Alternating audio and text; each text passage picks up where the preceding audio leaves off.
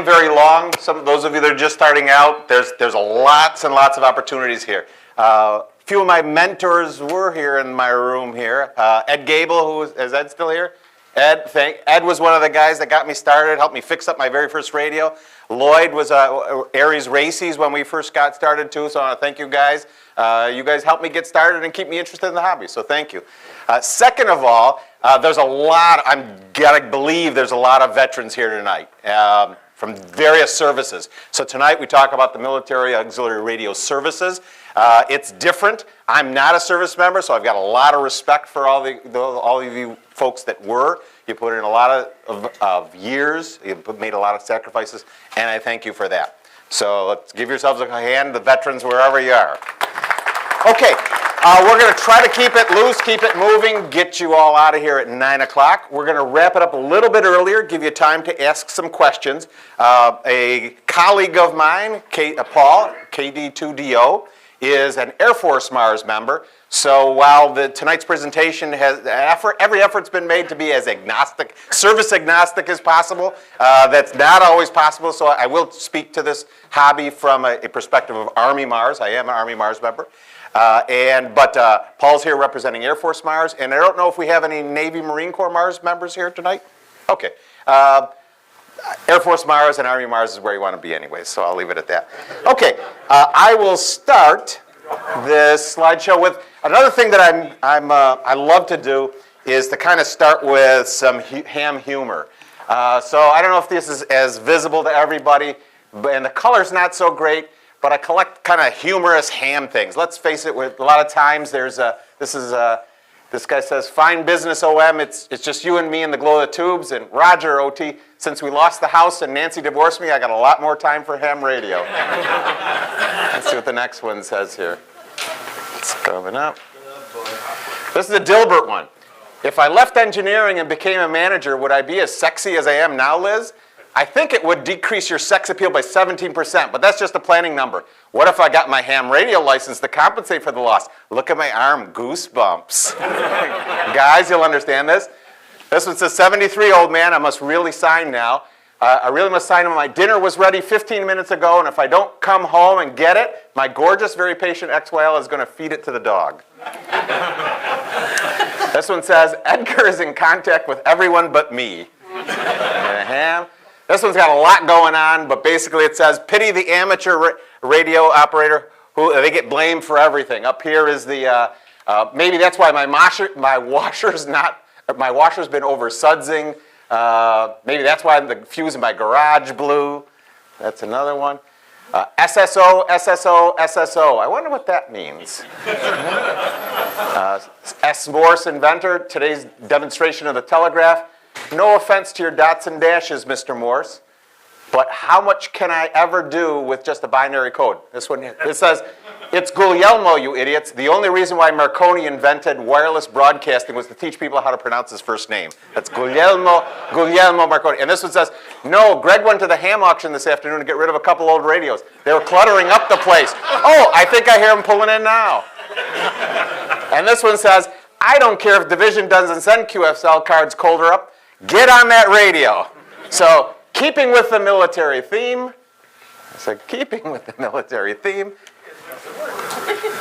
We'll talk about the Military Auxiliary Radio System. I'm Ross Mazzola, KC2LOC, and I am the U.S. Army Mars New York State Emergency Operation Officer. And again, at the end, if you want to learn a little bit more about what we do, we'll talk about it. There we go. So Mars has got a long history. Longer than me. In 1925, it started as the Army Amateur Radio System, and it was formed to continued until World War II suspended the operations. 1946, kind of got authorization to resume names. In 1948, it changed again. The Military Affiliate Radio System was created, and at that time, that's when the separate services were created. Army Mars and Air Force Mars programs were created. 1962, Navy Marine Corps Mars launched, and now it became truly a joint service program. During the Korean War, Vietnam War, and Gulf War, Mars was mostly known for Marsgrams. And some of you may have, has anybody sent or received the Marsgram in the room? Yeah, oh, look, quite a few. They were what created and what allowed that communication to happen before internet, before computers, before cell phones. In 2009, the program's name was changed to the Military Auxiliary Radio System from Military Affiliate Radio System. So you may be asking yourself, what's the difference between, Bill mentioned emergency communications. That happens to be one of the things I enjoy about the hobby. What's the difference? There's lots of real good amateur MCOM programs at amateur radio. You've got the Aries group, you've got Saturn, you've got the RACES groups, you've got the National Traffic System, you've got Skywarn programs with National Weather Service. So what makes Mars different? First and foremost, Mars, unlike those other civilian services, come under the auspices and command and control of the U.S. Department of Defense. So we really are, my badge here says United States government. So it really is an authorized group of volunteers that fall under the auspices of the U.S. Department of Defense. One of the things that makes this probably more unique for us radio amateurs is the fact that Part 97 rules really don't apply to when we're operating as Mars operators, right? So it's not like I can ignore all the everything else because I got a badge. That doesn't work that way. But while you're operating as Mars, we get to operate on frequencies outside of the amateur allocations. So that's kind of neat. What it does require you to do is to mod your radio, and that I remember the first time I opened up my case and I had to do it. Usually they're pretty simple mods, but I remember, boy, that was scary, because I'm a new guy. If I messed up, I'd have to send it to Ed. And Ed would say, hey, dummy, next time bring it to me first. But I was able to do it, and it was so neat. So the things you get, obviously, is you get some quiet space. There's nobody else on it unless he's one of your people, somebody in the Mars services. And so it's pretty neat. We get those frequencies, voice and digital. So you could operate voice digital. There's not the things that we have here where this portion of the band is for just digital, this portion of the band is for CW, this portion's for voice. We could do anything we want on these assigned channels and on these frequencies. Another thing that's unique compared to amateur service is we have offline encryption. Encryption in amateur service, you know, is a no-no.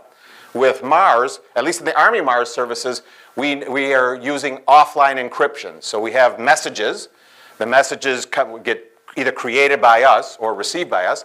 We put it through this piece of software. It creates all these code groups, and out it goes again over the air. So even somebody was able to read it. It comes out in plain. And you'll see words, you'll see codes and letters, groups, and that's decoded at the other end. So that's kind of unique with Mars. Station licenses and call signs are issued by Mars. So in addition to my ham license, we also have Mars licenses. So mine happens to be Alpha Alpha Romeo 2 Bravo X-Ray is my normal call. And I have a billet call, which is an officer call, is Alpha Alpha Mike 2 Echo November Yankee. So the Echo is for the emergency coordinators, November Yankee for New York. So each state in the Union has emergency coordinators, and they have a similar call. Paul's, yours is AF2 in the Air Force. They start with, Army starts with A, Air Force starts with AF, thankfully, and Naval Marine Corps is with N. Your call is? AFA2DO. AFA2DO. Did you get to pick the DO? Because it matches your other call? I took it off my... off your license, okay. So they're a little nicer, they're a little easier to remember. In the Army Mars case, they just give you a number and that's what you get, and you live with it. So, and lastly, probably more interestingly, is OPSEC. OPSEC is operational security. And that's one of the things that's driven into us in all the Mars services. And the part that's a little bit different is that it just makes you a lot more conscious about what you say, what kind of information is okay to disseminate, even to other radio amateurs that aren't Mars. And the whole idea is for security. We do transmit messages from National Guard units, from, you guys are Air National Guard bases, and so the idea of security is there. Little things that don't mean a lot, like locations are pretty sensitive to us, like names are pretty sensitive to us, so we really try to avoid that kind of stuff. And the reason is because if somebody's listening that we don't want to listen in, namely an enemy, they may be able to extrapolate pieces of information from what we're talking about, names, locations, numbers of people, and that's one of the things that's a no-no in the military, and they drive that into us as Mars as well. Yes, Timmy? Offline encryption standard with Army and Air Force? I don't think we're quite there yet, right? Are you guys using offline encryption yet? don't really think so. Yeah. I know of. So one of the things we'll talk about a little bit here is that there's attempts being made, I see it from where we are, to kind of join the services together, make them more. We're now doing joint exercises.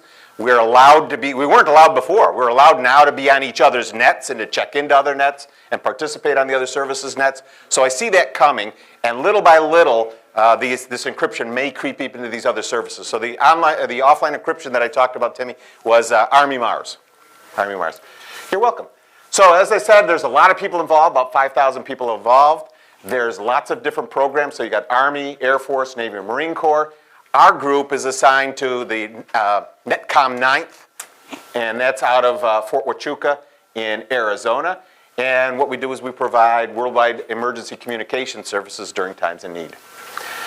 As I just mentioned a moment ago, there's this effort underway at the highest levels to try to combine services. You see a lot of joint service operation in the real military, and they're trying to do the same thing with the military auxiliary as well. So try to put people together, try to make us more interoperable, try to get us involved. In other words, last year I had the opportunity to attend a conference that was in, what's that base, Paul, in Pennsylvania? Do you remember? Fort Indiana Town. Fort Indian Town Gap. Indian Town. Fort Indian Town Gap in Pennsylvania. Great people over there, got to meet them, and it's one way that we start working this interoperability piece. Our Mars mission really is the same thing that you find in a lot of other areas. The difference is we primarily support DoD components, things like National Guard units, active release units. Let's face it, somebody was asking me earlier, do they even really need you anymore, right? Here's the U.S. military and other militaries. That was your, yeah, good tip. So, and I used to work for Harris, and you say, well, what do you do? There's some amazing equipment that the U.S. military has, but there still is the belief, and this is kind of reassuring to us as amateur radios, even with this world superpower having access to everything, there's still an understanding and an acknowledgement that when all else fails, you got amateur radio. So they still believe it. They make a significant investment in our programs. So that's pretty neat that they still think that.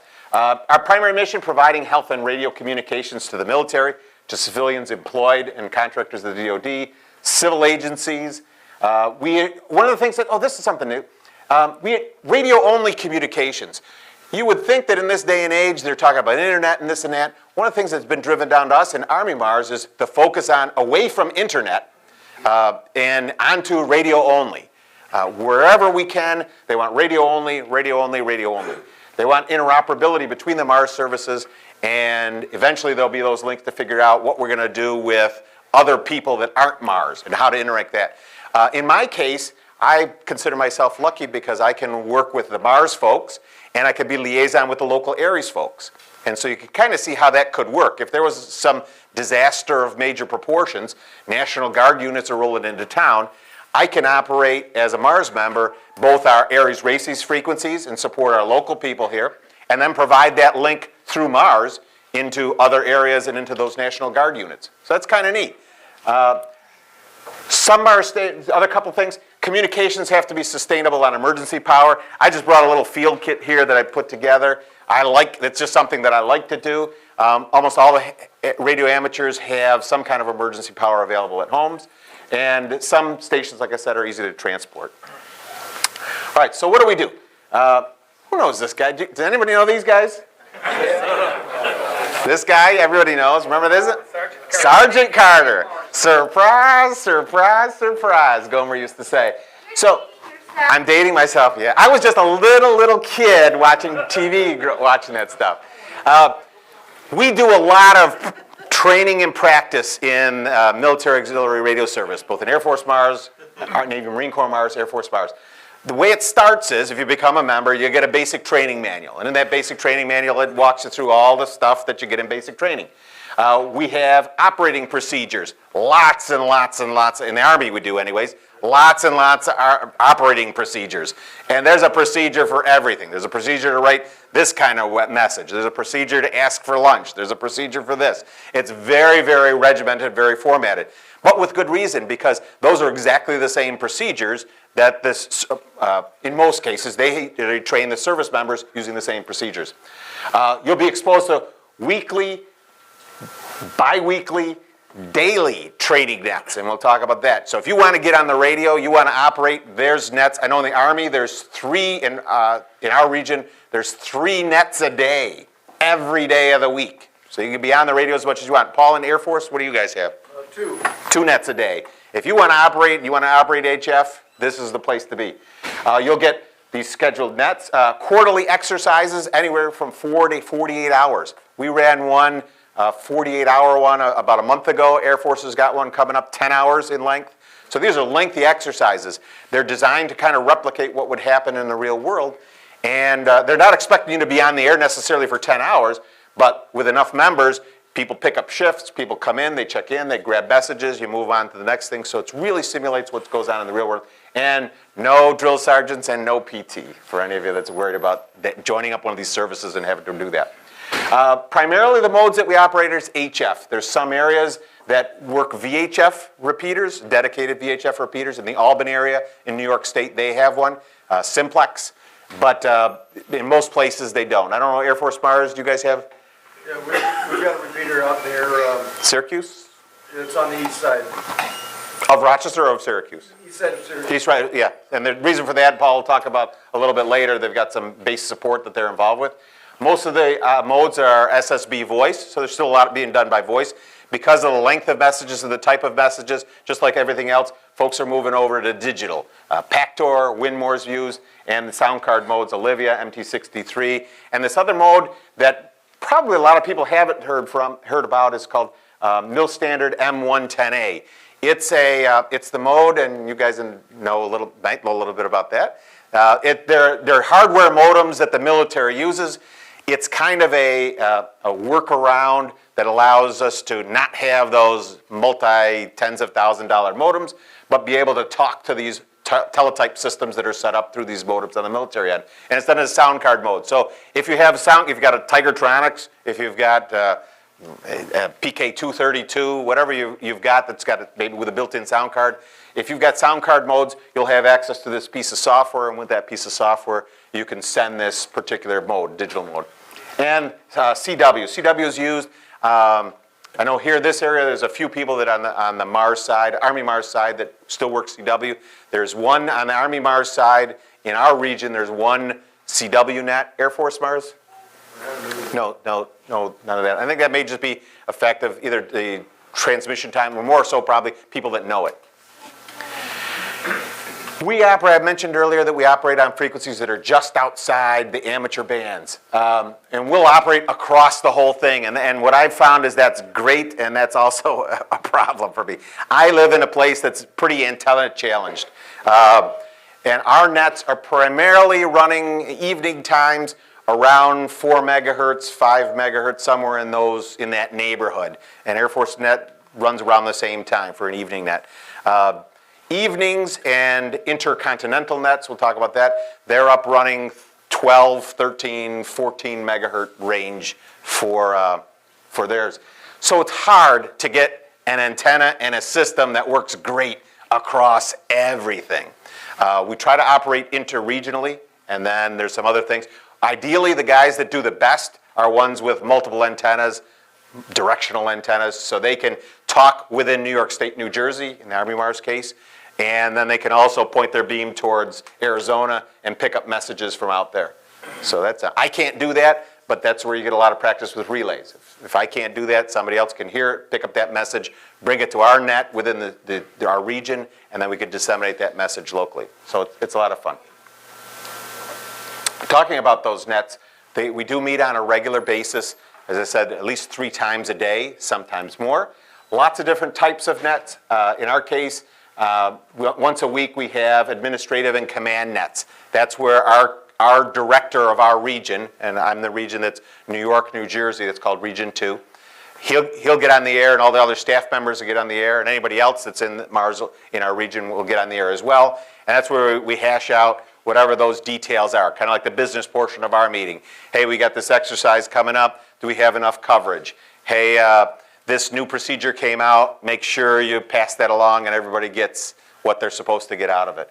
That kind of. There's traffic nets that are designed. In our case, there's a couple of nets that happen a couple times a week where you're passing traffic from New York to Oregon, or Rochester to Hawaii, or it's limitless wherever you want to go. There's traffic handling nets.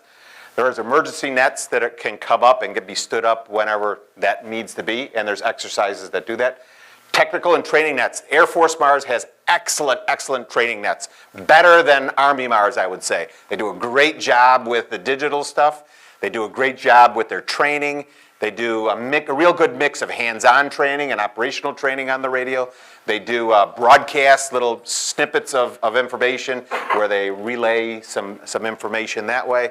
And they just do a really, really good job with training nets, and there's lots of folks that are able to help. The one downside with Army Mars is the members are generally spread apart.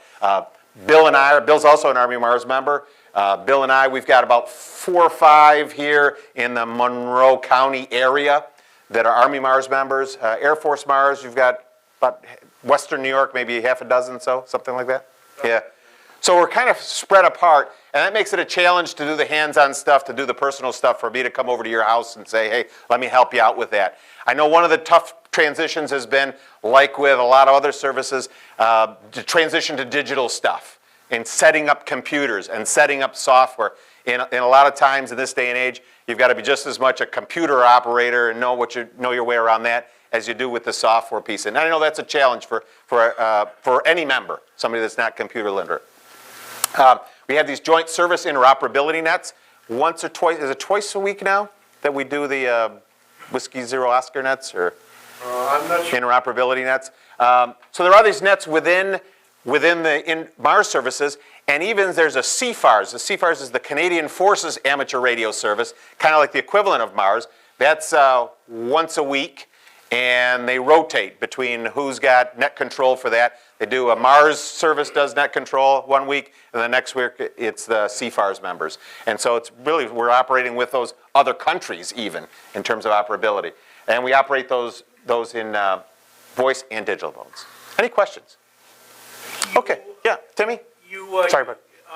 You still have enough traffic to pass with all, with your internet and email and texting and everything that people do?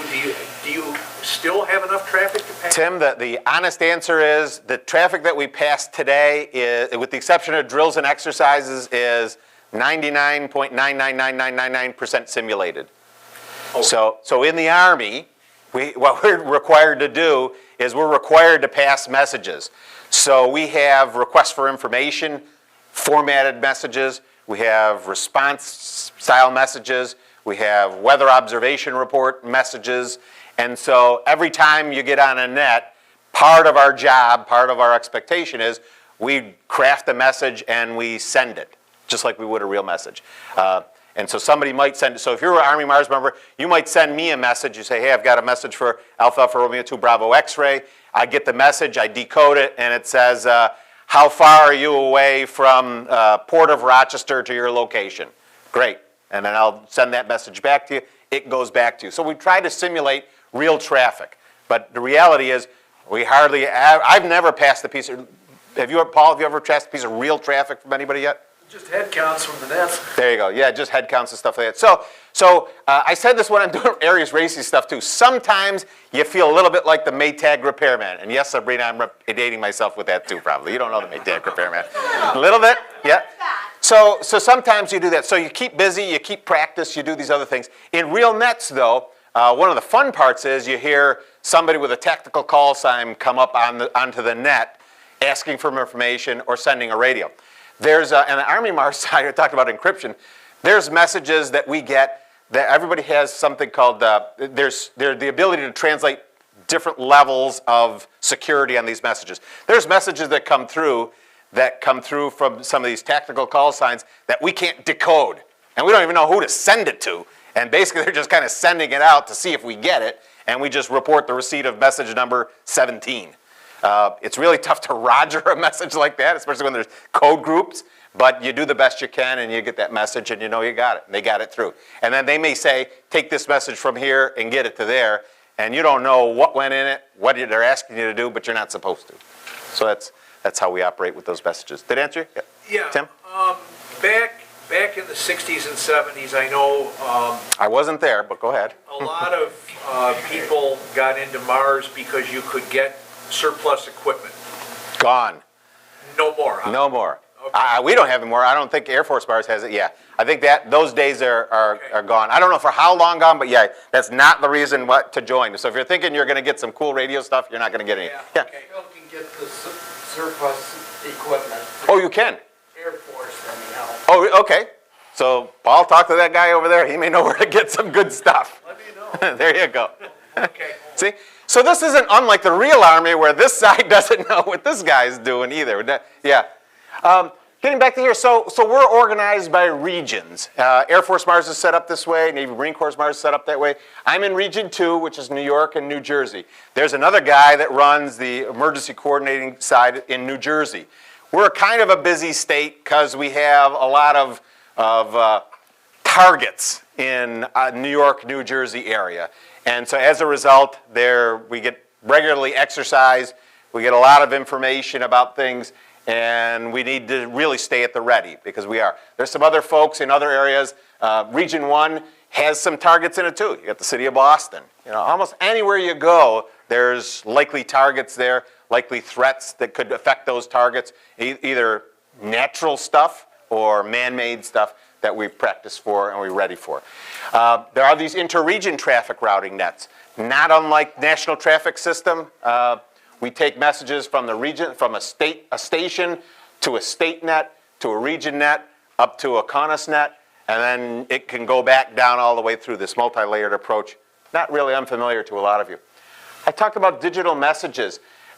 Here's just a couple of plain dress messages, one that's just plain text. There's some kinds of information that we're allowed to send out in plain text. Hey, what is this one here? I'm trying to think.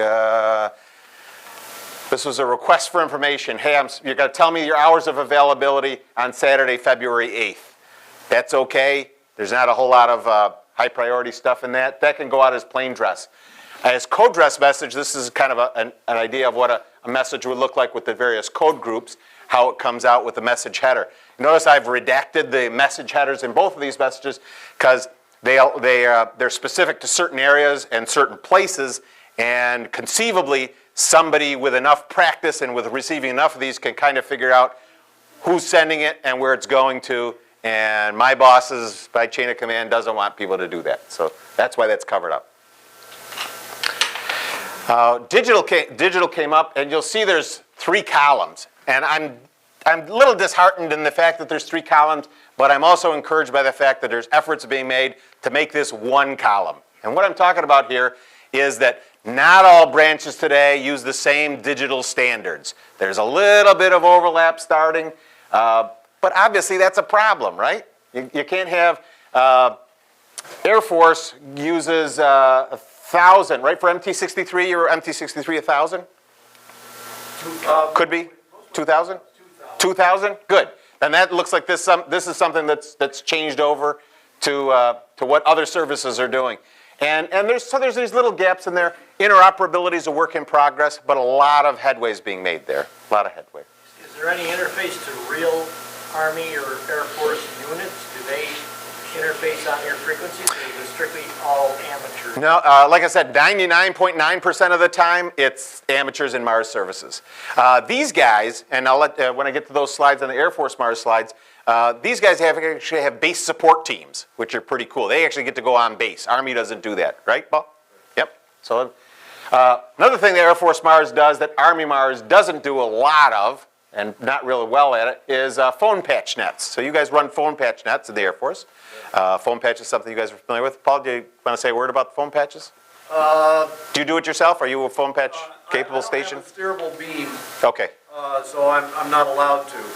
But one of my friends does, and he handled the phone patch of, during the Super Bowl, there was a flyover, and the pilots in those planes just wanted to send a message back home saying we're ready as soon as they let us know.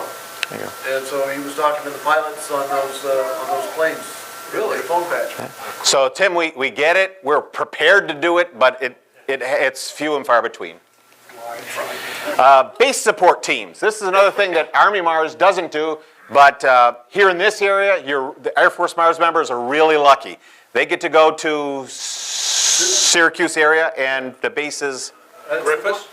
no, Tibby said Griffiths, but it's, what is, Hancock Field, Okay. the 174th Air Wing.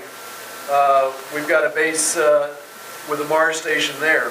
And there's about 5 of us that show up every month during training weekend. and so they have an opportunity to go on base, a real base, interface with the other folks that are there on base, and do your drills and your exercises right from there, right? Yep, and eat lunch. And eat lunch. I'm sure it's a delicious lunch. Delicious lunch. Another thing that Air Force Mars does is involved on the Shares HF radio side. Paul, are you involved in that piece of it? Yeah, neither am I. But Air Force Mars participates in that. Army Mars doesn't. Air Force Mars, oh, what's Shares? Yeah. It's the, it operates under the auspices of this Department of Homeland Defense, Department of Homeland Security, yeah. And it's another one of these things. I'm not that familiar with it, to be honest. Anybody know much about Shares? Yeah, so it's a super secret program. The other thing that Air Force Mars does more than Army Mars is deploy and actually send people out.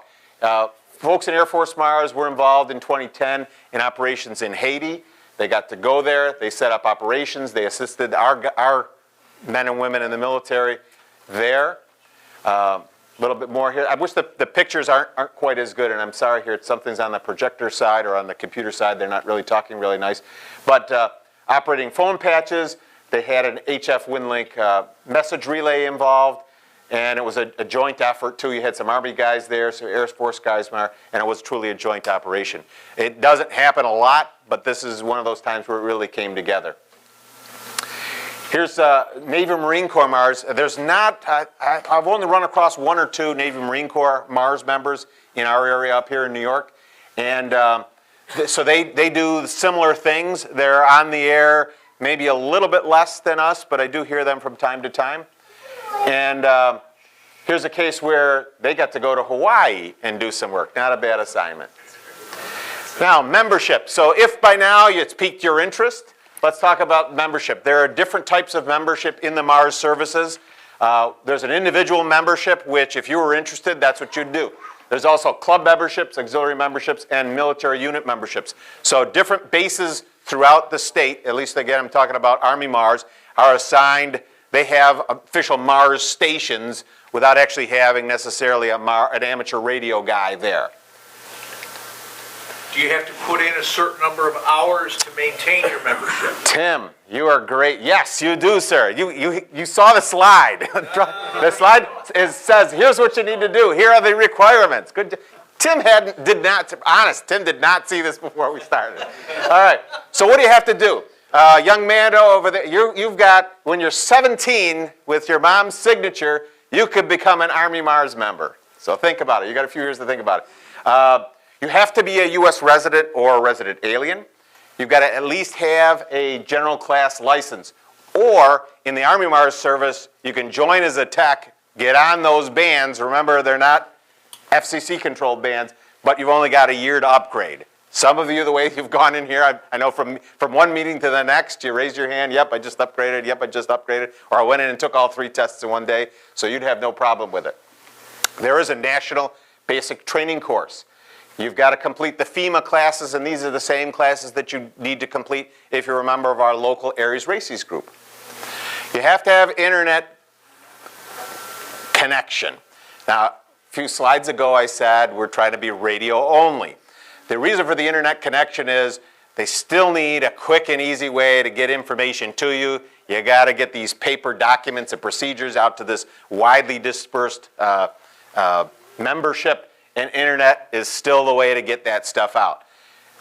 In the Army Mars service, what they do is you get an email message that's encoded or encrypted. And we've got another piece of software that takes that message, whatever it is, and we got to run it through this other piece of software. And then you could open it up and say, oh, it's a PDF of a procedure.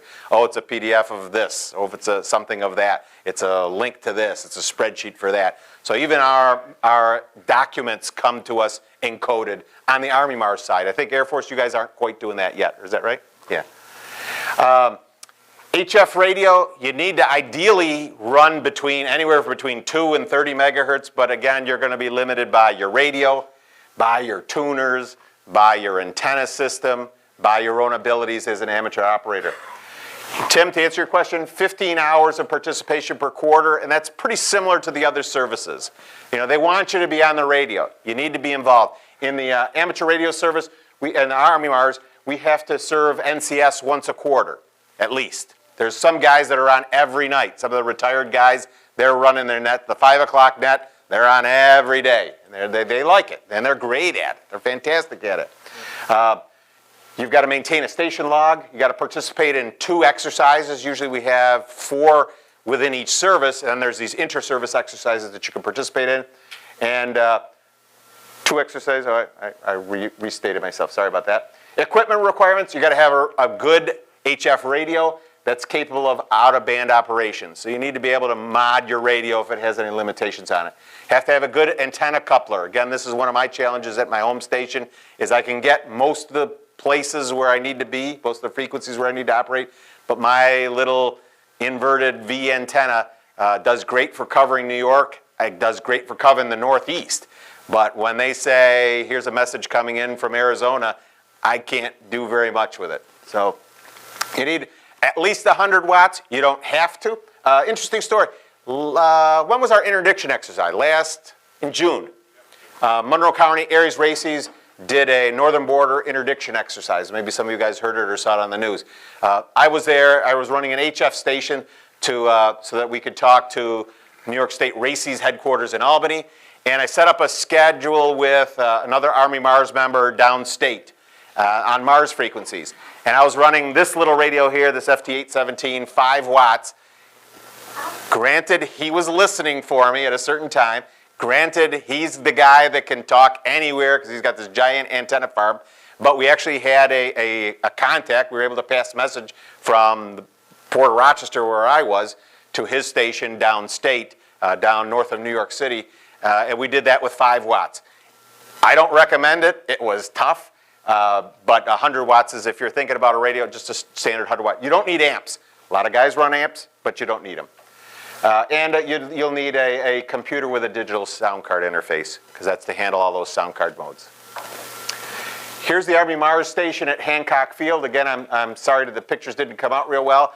Paul's been there. After here in a few minutes, you'll be able to talk to Paul, and he can give you the specifics about what they've got there. You actually have a dedicated radio room there, right? Yeah, we've got our own little room. We've got 2 HF rigs and VHF, and our choice of 4 different antennas. So that's great. So for our region, Region 2, our kind of hardened bunker is down in New Jersey. So that doesn't make it convenient for me to just kind of trucks down and participate like Paul can up here. So if you really want to get involved on that kind of thing, maybe Air Force Mars is your cup of tea. Here's another station up in, this is in Schenectady, New York.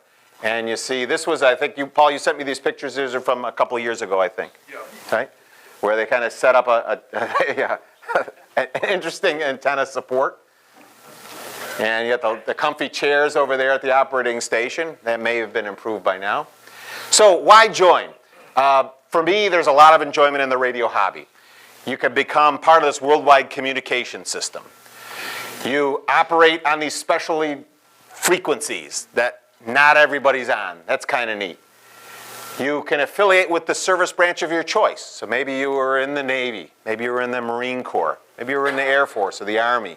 You can kind of get back into that service without having to march around and shoot anybody. And you participate in these regular discipline nets. For me, as a new amateur, that's one of the things that I think I've probably been most grateful at, is I've learned a lot about propagation. I've learned a lot about protocol, and I think I've become a better amateur radio operator as a result of my involvement in Mars. So today, Mars involves lots of different people. Men, women, young folks, the cadets, different kinds of activities. That's from our Hamfest last year down there. The commander who's based out of Albany came here to Rochester, and we had a little booth. We want you. Just the Hamfest wants you more. Just so I'll put another word for that. If you're interested in a Hamfest and volunteering for that, we need you there too. But between now and the Hamfest, and when you're not working on the Hamfest as a volunteer, we want you. Army wants you, Navy Marine Corps wants you, Air Force Mars wants you. If you want more information, I'm Ross, KC2LOC, and I'm here to represent Army Mars. Paul Conaway is here to represent Air Force Mars. We both live in the area, so we can both kind of give you our perspective of what those different services involve. It's not a competition. It's just maybe a matter of whatever you like to do, who you may be friends with, and what you want to do more. So that was a quick, I'm a couple minutes over my goal here of leaving you 15 minutes to answer questions, but that's Mars Today. I thank you for your attention. Are there any questions before we turn the lights back on? Just a quick question. Oh, yeah, Tim? Possibly you could give us the frequency of a very active net, just in case we wanted to listen in, just to see what it sounds like. Listen between, most evenings, between 4 and 5 megahertz, right? All right. Yeah, I think that's about the best I could do for you. All right. Yeah, Paul, go ahead. There's no reason we can't give out the frequencies. We can't. My orders are not to. I'm going to have to shoot to kill you if you do. No, you can do whatever you want with you. Yeah, we can't. But I thought it was the frequency designator Oh, coupled with the other one? coupled with the frequency. Maybe my commander might be a little more strict. Okay. But yes, so listen just above 4 megahertz. Well, I'll cut that down. 4 to 4.5 megahertz. Okay. Right? Will you be on in there? Are you on that, in that neighborhood? Somewhere in there, Tim. All right. We're a little over 5. Okay, so there you go. So that's the general vicinity where you could listen in. And there'll be some activity, usually after 7 o'clock. Okay. And there's another hint for you, between 7 o'clock and a little bit. Tim? Since you have access to encryption and decryption keys, do you do a background or security clearance? There is. On Army Mars, there is. And yeah, I guess other services may not be using that, yes. But yes, so in Army Mars, there is. And there's different levels of keys. They're called different code keys, kind of to decrypt things into this software. And then, in addition to that, those keys roll. So they don't stay out there forever, kind of like passwords. So if you became a member and then you decided to leave, shortly afterwards you get another set of keys, and they're different. Their keys are used for different purposes, different types of information. Ralph? Do you interact at all with the Coast Guard Auxiliary or the CAP? Or Yeah, we haven't as Army Mars. Maybe Navy Marine Corps might. We haven't, and I haven't heard them. Civil Air Patrol or Coast Guard. Paul, do you guys have you been on the air with anybody from that? Two of our base support team are ex-CAP members, but there's no real interplay. Yeah, there's no interaction between Mars and Coast Guard Auxiliary. Oh, your Coast Guard? Okay, there you go. We can. No reason why we couldn't. Coast Guard net runs on 14,300 on Saturdays just before the Maritime Mobile Net. There you go. Great. Ed, you had a question? when you're listening to those secret frequencies Yep. at 4 megahertz and above, would that be upper sideband? Yes. Just fucking- Yes. Oh, that's right. See, you know. We one of the things I don't know if I failed to mention it. There's this broad area, but Mars services operate on assigned frequencies, almost like channels. So the reason that didn't come to mind is because I programmed my radio so that I can go from channel XYZ to 427 to whatever it is. And I've frankly lost track of what those are. I've got them on paper, but that lets me get from one frequency to another when you've got to change from here to there. Sure. Yeah, but it's upper sideband. Upper sideband, okay. Yep, upper sideband, that's right. Sorry, Tim. Thank you for bringing that up.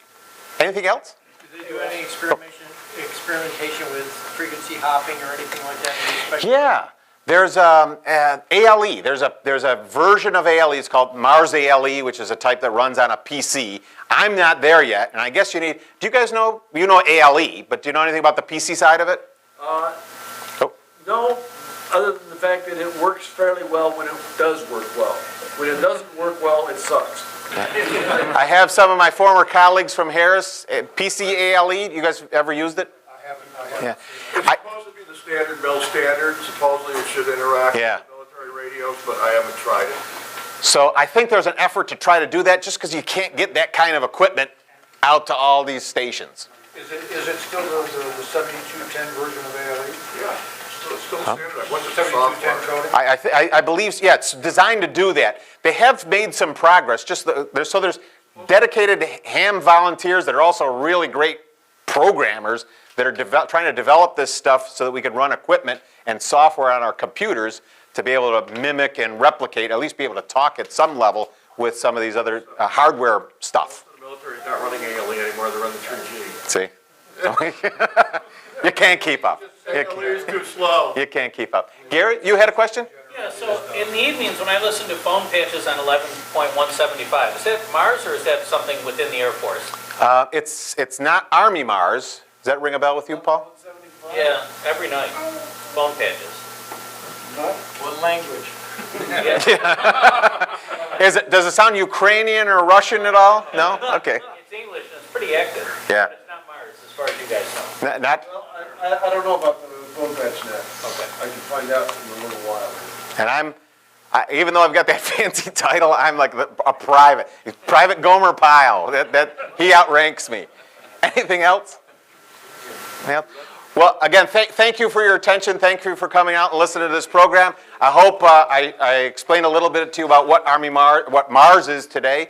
And if you got any question, I'm hanging out for a little while. Paul's hanging out for a little while. Show and tell. Oh, and I got a show and tell. Yeah, this is not a requirement. This is just because of stuff that I like to do. I'm one of those guys that can be deployed. So these are kind of my grab and go kits. If I have to go someplace, I'm ready to set up. I also happen to dabble on the side. I like this concept of solar and being able to stay sustained for a longer period of time. This helps me keep that little battery charged. I've got bigger batteries, so I've got a bigger solar panel to do that. John? I'm not sure we got it from your story, Ross, but you grabbed and went to the Port of Rochester for that drill. Yeah, With that stuff. and with this stuff. Running and talking to wherever it was in Yeah. an hour or two. And it was Yeah, it's pretty neat. So I again, this other hobby, not that my wife says I've got too many already, but this other piece of it here with the smart stuff gives me a chance to practice my stuff. It gets me a chance to get out, gets me a chance to get on the air, gets me a chance to practice the craft. And the only way you get better at it is through practice, practice, practice. So, good night. Thank you. Come back next month. Sign up for the Ham Fest. Talk to Paul or I, and we'll see you next time. Thank you.